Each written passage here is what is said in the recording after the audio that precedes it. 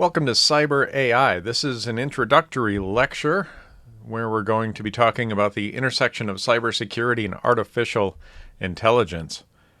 Some of our goals include discussing the principles of cybersecurity and discussing how artificial intelligence and cybersecurity intersect. Well, this course matters a lot in today's world, especially if you're in cybersecurity directly working on that, because we're going to be using, and we are using, AI to detect anomalies and threats, and then automating some of the cybersecurity attacks. There are so many threats and attacks that are out there that are occurring all the time. Attempted attacks, port scans, from the very simplest to more targeted attacks, and it's impossible because a lot of that just creates noise. They aren't really serious attacks, but they are happening anyway, and we can use AI to help discern between the more serious targeted attacks and just those drive-by port scan type things that are relatively harmless. We're also going to be talking in this course about how to build and evaluate AI-enabled tools. So let's start off with a focus on cybersecurity and give you a little bit of background on cybersecurity itself. The goal with cybersecurity is to protect networks, systems, and data from digital attacks. We have a focus on confidentiality, integrity, and availability, and we'll talk more in depth about those. Those are very central to cybersecurity. Cybersecurity, of course, impacts every industry today that we encounter. The four pillars of cybersecurity: prevention, detection, response, and recovery. Prevention is where we're really talking about blocking threats before they cause harm. And detection is identifying those breaches, identifying the attacks, and identifying any unusual behavior and identifying anomalies. Response and recovery, we're talking about containing incidents. So if something does happen, we want to limit the damage from it and then restore operations as soon as we can. And that connects directly to that CIA triad that we were talking about before: confidentiality, integrity, and availability. Confidentiality is where we're really simple. Just keep private things private. Keep data private. The things that we don't want others to see or that they aren't authorized to see, we're trying to keep that private. Integrity is a little bit more nuanced, but it's keeping data accurate and untampered. And then availability is ensuring that systems are always accessible. We always want to be able to access our systems when we want to. That's availability. And you can think about that in broader terms: availability of, well, just about anything that would affect the ability to use a system. Think about if the classroom is locked, you can't get into the classroom to use the computers inside of it. And the same way with a denial of service attack from a digital side. If someone prevents me from using a server that I want to get access to, well, that's the same thing. It affects availability. So let's look more at confidentiality. We'll circle back around to availability in a few moments. But the real world side of confidentiality, an email leak, that would be breaching confidentiality. Even things like CCing the wrong person on a confidential email would be considered a breach of confidentiality. We can remediate that with encryption, with access controls, virtual private networks, or VPNs. Those types of things will help us maintain confidentiality because the content, the data, is encrypted, or someone is prevented from getting access to it with those access controls. Integrity, as I said, was a little bit more nuanced. Changing the contents of a software repository without detection would be an example of breaching integrity. If I'm able to get access to your software and then it is distributed with my code in it, malicious code, then that would breach integrity of that software. The software is no longer considered to have full integrity on it because we can't verify that what's been changed inside of it. And we can remediate that with hashing digital signatures, checksums. So simply taking a checksum of a file at one time and then checksumming that file again and seeing if it's changed. We can know then that that the file is changed. And rootkits or attacks that attack servers often will be able to remediate that by just simply checking the checksums of files to see if they've changed. And yes, there are checksum collisions, and attackers have been known to. There are attacks where people will make sure that the checksum is the same, even though the file contains their malicious code. So that definitely does occur, but generally speaking, we can use checksums as a data point if we think something has been broken into. And so we're trying to detect the unauthorized changes to data. Sometimes it's to programs that we're trying to detect as well to see if someone has broken into a server, for example, and taken it over. I talked a little bit about availability already, so denial of service attack. We can remediate that with some DDoS protection or simply splitting servers up, blocking IP addresses that are doing it. Of course, if it's a DDoS or a distributed denial of service, then it's a little harder to block IPs individually. It becomes sort of like a whack-a-mole game where you're blocking IPs while that attack is going on. It gets a little bit difficult to do that. But the goal is to keep services running during attacks. So even if we are under attack, or if there is a failure, let's say a natural disaster or something like that, we want to keep the systems running. We want to keep that data available. So Netflix is a good example there. They have servers all over the world, and if one data center goes down, they're able to continue as if nothing happened. So that hospital scenario was right there, right? If we're thinking of confidentiality, integrity, availability in the real world with a hospital, well, confidentiality is simple. It's patient records, keeping those patient records confidential. Integrity is lab results. If I can get access somehow to the systems and change those lab results, well, that can be obviously life-changing for someone to change a diagnosis, change a 0 to a 1 somewhere. And it is obviously life impacting. Even if I can't see the data, that's the important difference here. Even if I can't see what I'm changing as an attacker, if I know that there are lab results here and I want to slightly mess with them, I'm not able to see them, but I have the ability to write to them instead of read them, then I can violate that integrity of the CIA triad. And of course, availability, making sure that things are up 24/7 at a hospital is definitely vital. So let's switch gears a little bit and talk about threats, vulnerabilities, and exploits. The three key terms that we would think of with those: a threat is a potential cause of harm. A vulnerability is a weakness that we find in the system, and an exploit is a technique to take advantage of a vulnerability. So those three key terms: threat, vulnerability, and exploit. There's a difference between all three. And it's important in cybersecurity to understand all three, because that's how we get to considering risk. And we look at risk often in cybersecurity.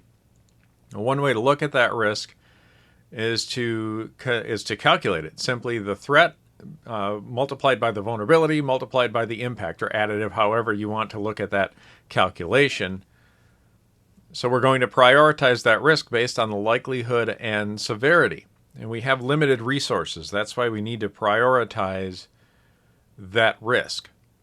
So a great example is a meteor strike, right? We could have a meteor strike, a meteor shower could happen, and one of those things could hit a data center that we have locally. Well, what's the likelihood of that event happening?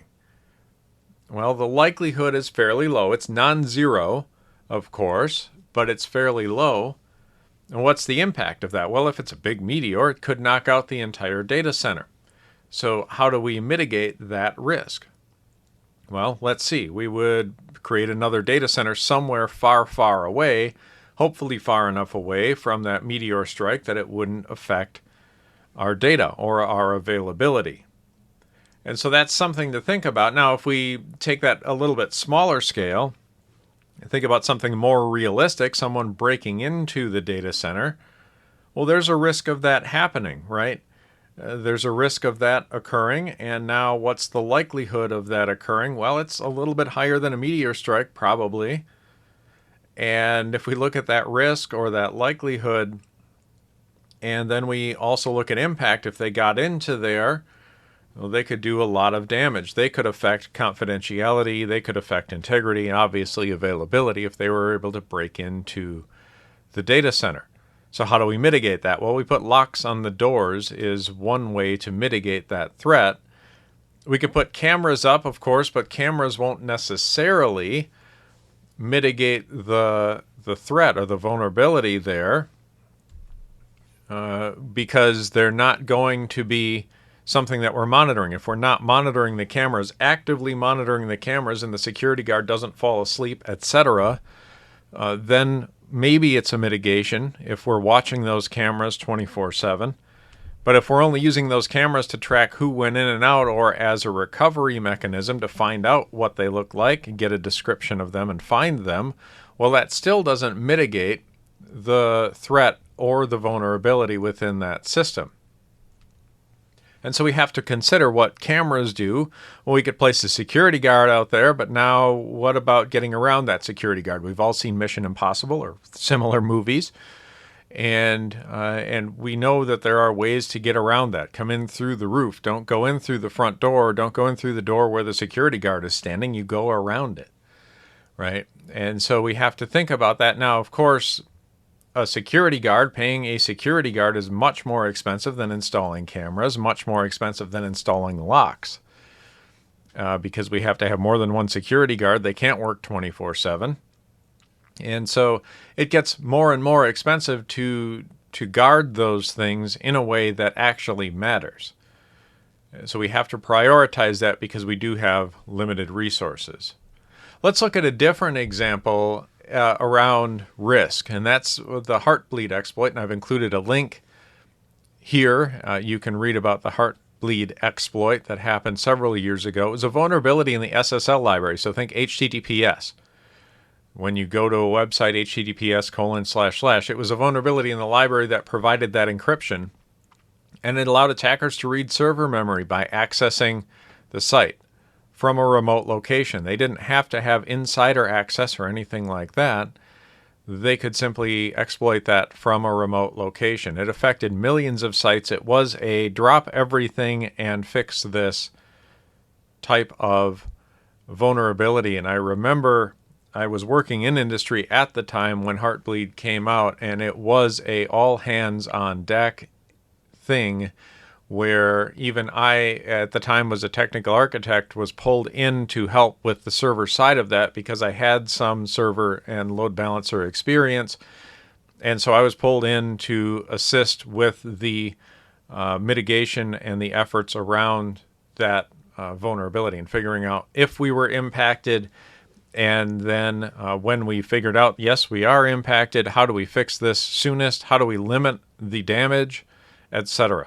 So all of those things happened. It was fairly serious, and that is a risk. And we didn't really have that on our radar at all as being, so there's going to be something catastrophically wrong with the SSL library. And so now suddenly we have to fix that on an emergency basis. You can't always figure those things out ahead of time, and sometimes you just need to react. So let's switch gears once again and look at the types of threat actors that we have. Three types that you might consider, and there we can subtype this all we want and go a little bit deeper, but when you're really looking at it, you're thinking of script kiddies or low-skill individuals. They're using pre-built tools. Maybe it's a bot network that's just port scanning every IP on the internet to look for certain ports that are open. And those are relatively harmless. However, if you are targeted for an attack, or let's say that the bot that they have that's port scanning suddenly finds whatever port it is that they have an exploit for. Let's say they find an exploit in remote desktop protocol for Windows, and they know that they can access it if they find that port open on your IP. Well, then suddenly they're able to target you and try to run their exploit on your remote desktop installation. And that's a real world thing that does happen. So script kiddies, they're low skill individuals, but that doesn't mean that they can't do some damage if they find that there's something wrong that they're interested in. A level up from a script kiddie would be a hacktivist, or somebody that's politically or socially motivated. So they're motivated to target you specifically or your type of organization. And so they're going to be looking specifically at you. They're not just port scanning all IPs. They're looking specifically for your type of organization, or maybe your organization. Some organizations get enemies just by nature of what they do or who they are, and hacktivists will attempt to break into them often. And then a level significantly above hacktivists would be a nation state or advanced persistent threat type of group. These are highly skilled and well-funded adversaries that we have to be concerned about significantly when we're working with or considering the types of threat actors that we have. Because they're persistent, and one of the characteristics is that they will keep attempting to break in, and they also, importantly, do not have to worry about legal ramifications because they're sponsored by a nation state. So they don't have to worry about any of the legal implications of attacking a system in another country, whatever their target is. And that's an important differentiation between them and, say, a hacktivist or a script kiddie. One other type of individual that we really didn't talk about yet is an insider threat, someone that is either malicious or negligent insiders, someone who has intent, who has access to break in or to steal information, and they have the ability to do that. That's a classic malicious insider threat. And we really can't do much about that. It's one of the hardest things that we can detect because they already have access. They're authorized to access, let's say it's personal health information or credit card data, and somehow we have that in a way that they can get access to it well before it's encrypted, if we're obviously encrypting that on the back end in the database. And they have access to get that information before it is encrypted. Well, there's really not a lot we can do about that. We can't detect it. One of the things that we will tend to do is log who is accessing what time they're accessing something, when they're accessing it. We might take it to the next level, and any time that someone logs into a certain system, an alert is sent. That's often done for the aforementioned credit card type systems. We'll send an alert because someone logged into it, and they need to have a reason to have logged into it. Maybe there's a help desk ticket, maybe they're doing something else, but there needed to have been a reason for them to log in. And even often we'll have an approval chain. Before you can log into this system, you need to get manager approval. So there's another person involved in that access that authorizes the access ahead of time. That is something that will happen as well. But an audit chain, again, it won't prevent someone from doing something that they shouldn't. However, we can significantly control the behavior. And we can also audit what someone is doing. We can watch their mouse clicks. We can also record what commands they're running. If it's, let's say, they're SSH'd in on a Linux machine, we can be recording the commands that they run, when they run them, etc., and making sure that they're not doing anything they shouldn't. Negligent insiders are the classic HR people who click on emails all the time, or the social media people who keep just clicking on things and bringing viruses and other problems into the organization. Those happen very often. They're easier to detect because we try to guard against it. We know that those types of folks will have problems controlling themselves before they click, or reading things before they click. Classic HR folks. And so they'll end up clicking on something, and then it'll exploit their machine, or it'll go onto the network and encrypt things. Those are absolute attacks that happen daily now, unfortunately, and we try to guard against those as best we can. Let's take a look at a case study, a couple of case studies actually. Let's start with Sony Pictures. Sony a while ago had some state-sponsored retaliation for a movie that they released. So there was an attack. It was we believe to be, or what is believed to be, a nation-state sponsored attack that ended up getting internal emails and some unreleased films. All of those got released because they were attacked. They were targeted specifically for that attack, what is believed to have been a nation state. And it caused some brand and financial damage for Sony Pictures as a result. Another case study that's out there also is Target Corporation. There was a third-party HVAC vendor who had a breach that came through that HVAC vendor, and the attacker was able to steal payment card data, and it cost the company over $200 million to recover from that. One other case study, Stuxnet worm, was designed to sabotage nuclear centrifuges in Iran, multiple 0 days, USB propagation, so malware that was installed on USB drives, and when plugged in, automatically propagated itself. And 0 days, by the way, we haven't talked about yet. A 0 day is an exploit that's considered to be just released, or new, or unknown. And so the chances of that exploit being successful are high because it hasn't even been released, might not have been often not released to the vendor or the company that is responsible for that software. So a Microsoft 0 day would be something that Microsoft doesn't even know about yet, but as an attacker, you can exploit it and take advantage of whatever that vulnerability does. And so that's what a 0 day exploit would be called. And the Stuxnet worm used multiple 0 day exploits. And it was the cause of some physical destruction, that cyber weapon, the Stuxnet worm. So let's switch gears again and talk about the cyber kill chain. That is something developed by Lockheed Martin to analyze attacker behavior. Within that cyber kill chain, there's several steps. The first one is reconnaissance, where we're just learning about the target, or the attacker is just learning about the target. Once they learn about the target, then they're going to weaponize that. They're going to figure out, what can I exploit about this target, and what types of exploits do I have available? What types of things are they running?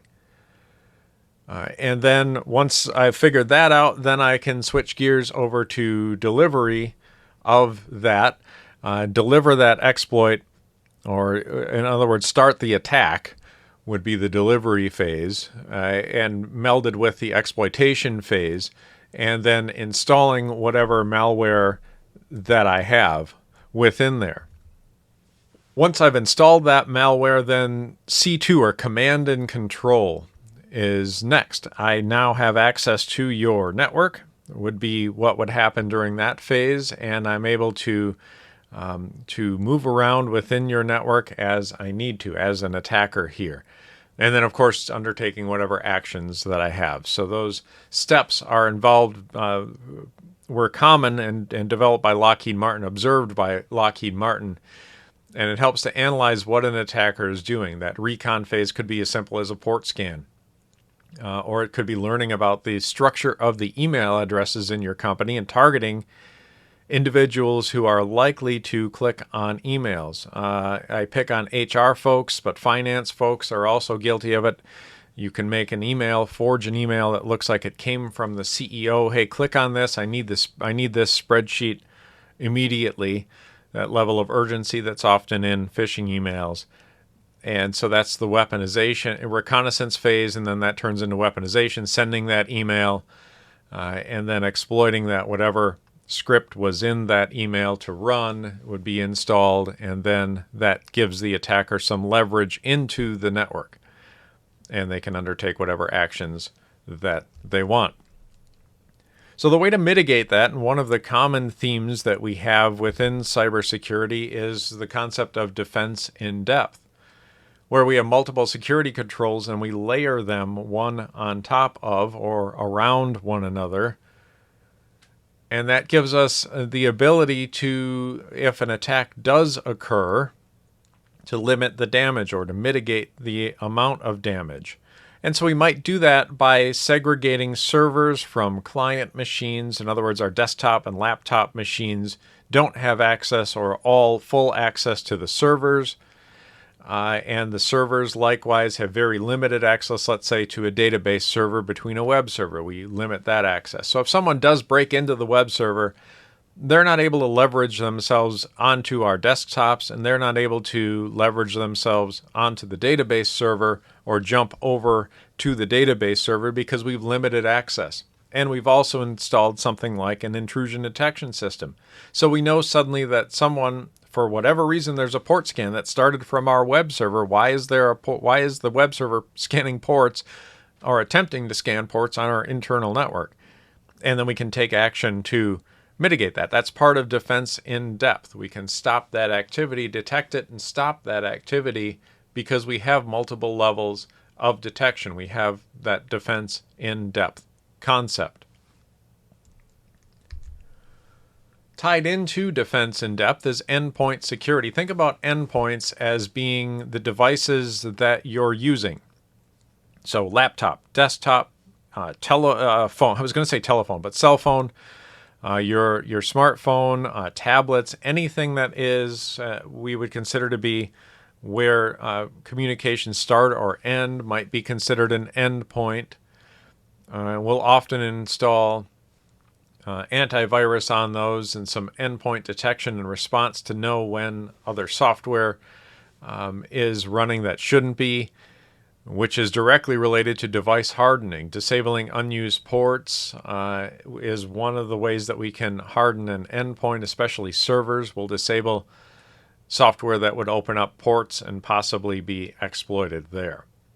Policy enforcement is an important part of cybersecurity as well. Mobile device management, being able to push profiles out to mobile devices, limiting the software that can be executed on a machine. So a university machine would be a great example of that, or an enterprise machine where you can't install software. You don't have administrator privileges. Only certain software is allowed to be executed on those endpoints.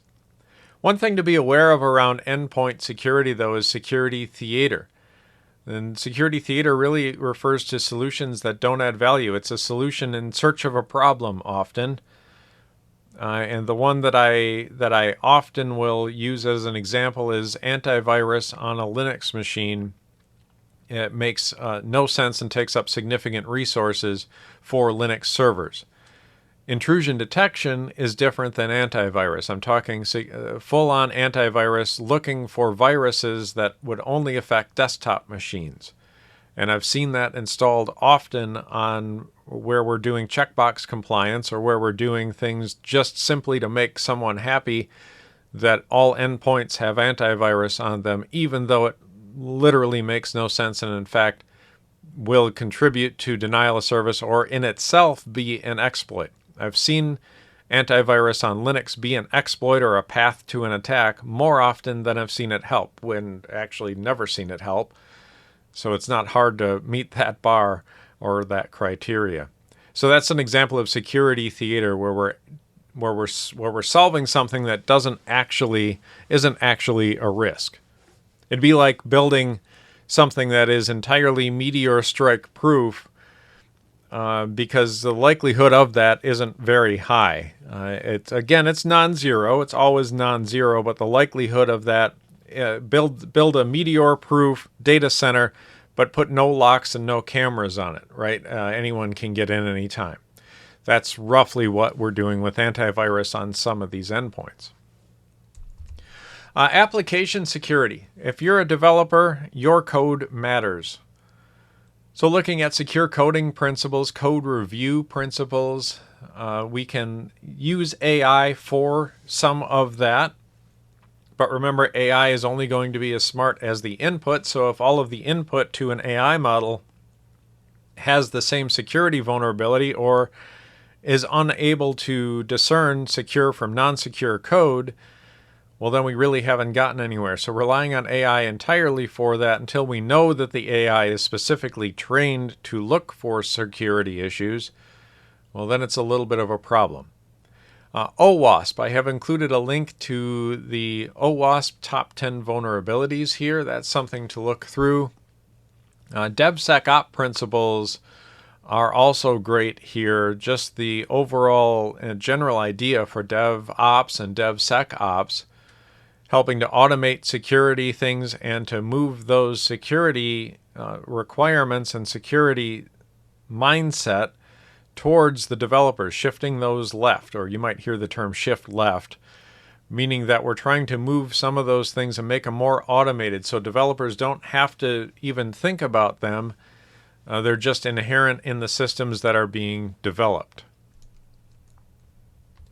And I'm going to stop there for now. There is, of course, much more to talk about with cybersecurity and AI, and a future video will continue the discussion. For now, hopefully you've learned that cybersecurity is a complex, multi-layered discipline. Recall the CIA triad that we talked about: confidentiality, integrity, availability. We also talked about the importance of defense in depth. And we've talked a little bit about AI and how we can use that in cybersecurity to reduce some of the mundane tasks. But there are also some limitations around AI and cybersecurity. So thanks for watching this video. Look for a future video to continue our discussion of cybersecurity.